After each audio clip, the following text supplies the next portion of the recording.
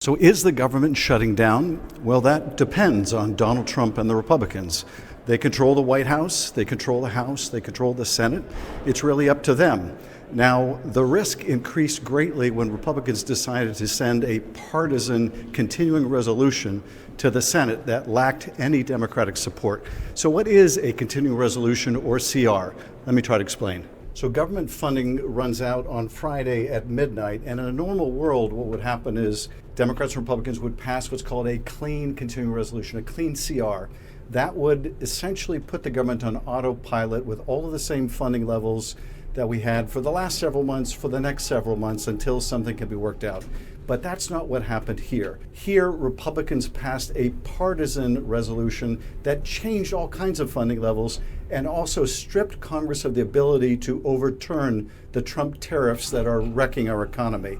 So that passed on a narrow 2-vote margin in the House, and now it's here in the Senate, and it doesn't have the votes. So this particular continuing resolution would last for 6 months, and it gives Donald Trump 6 months to continue wrecking the government, continue cutting off funding, continue closing Social Security offices, continuing layoff of veterans and the layoff of firefighters.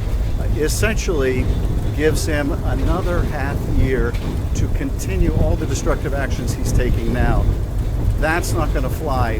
What we should do is something short term that will allow members of Congress to agree on setting regular funding levels for every part of the government and to insist that they be observed by the president, not that we continue to have these illegal impoundments of money. So here's what's going to happen next. On Friday morning, there's going to be something called a cloture motion. That is the vote that requires 60 votes in the Senate to pass out of 100. That means basically, are we willing to close the process so we can go to the merits? And the merits will be, in the first instance, this not clean but very dirty 6-month CR that has all of these other provisions that pluses up defense spending, that cuts spending for everything else, and that also waives Congress's ability to stop these destructive tariffs. So there'll be cloture vote, 60 votes. Right now, that vote fails. Leader Schumer took to the Senate floor to say that vote does not have the votes needed to pass. So what happens after that? Well, what I'm advocating, what others are advocating in the Democratic Senate caucus is, let's take up a truly clean bill to keep the government funded for the next month until the appropriators can get together on a bipartisan basis and actually set the appropriate funding levels for the rest of the year. Now, why does that matter? Why is it so destructive to have a continuing resolution that puts the government on autopilot? Things change, conditions changed. To give you one example, we had terrible fires in LA. We need to make sure that a government funding bill includes funding for relief for the victims of those fires. We want to make sure that FEMA has more funding to deal not just with these terrible fires in LA, but the increased storms in other parts of the country. If we put the government on autopilot, it means we can't adjust for changing conditions, changing climate, changing circumstances. So that's why even using a CR for anything is a bad practice. Let's not elongate it, make it a whole half year, particularly when they're doing such damage with government, the Doge brothers and others. So here's what I hope will happen. First of all, the vote comes up on Friday morning to invoke cloture. If that fails, we should immediately bring a truly bipartisan resolution to the floor.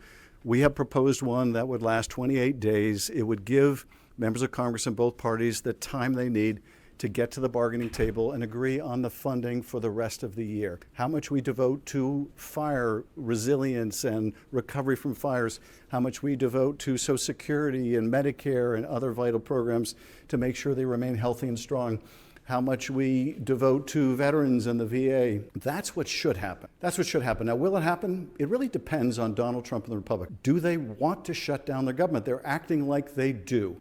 They should have known when they put all their eggs in this partisan basket that they were flirting with disaster. And make no mistake, a government shutdown would be disastrous. I don't want to see that happen. But Donald Trump, Elon Musk, and their minions may want this to happen because they've been shutting down the government already. They've just been doing it in pieces. So it will depend on them. The buck stops with them. They're controlling everything right now. I have to hope they use that power in terms of this shutdown responsively and prevent a shutdown, but right now, it's not looking encouraging. So what happens if the government shuts down? Well, the government funding runs out at midnight on Friday. As we're going into a weekend, you may not feel the effects right away, but very soon, tragically, the whole country will feel the effects. If you were planning a trip to a national park, that park may be closed. If you were planning something else at the VA, that might be closed. Government services won't be available. Now, there will be some federal workers still working. They will be deemed essential workers. They may not get paid while they're working, but they'll be required to work. We're going to want to make sure, of course, you've got air traffic controllers and other essential services. Nonetheless, the whole country will be severely impacted. It will be another body blow to the economy.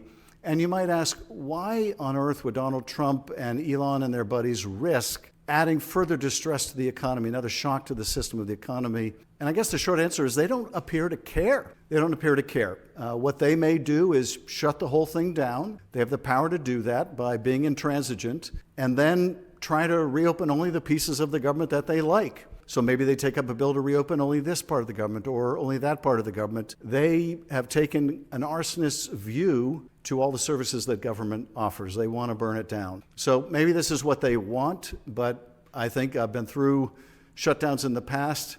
This would be a terrible mistake for Republicans to make if they go this route, and I hope they see some sense. So just to recap, over the last 2 months, we've seen Elon Musk, Donald Trump, and their minions shutting down different parts of the government, laying people off, closing whole departments, losing litigation, but nevertheless, piece by piece by piece, trying to dismember government services, and all to fund a tax cut for really rich people and corporations. What's going to happen on Friday is unclear, but they may have decided they want to shut the government down. It certainly looks that way from the very partisan bill that they sent over to the Senate, a bill that would essentially give them 6 more months to continue what they're doing.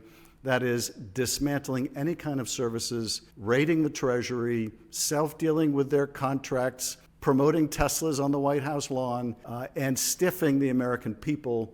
Also, they can use that money for a tax cut. So they've been shutting it down in pieces, and come Friday, they may decide to shut the whole thing down.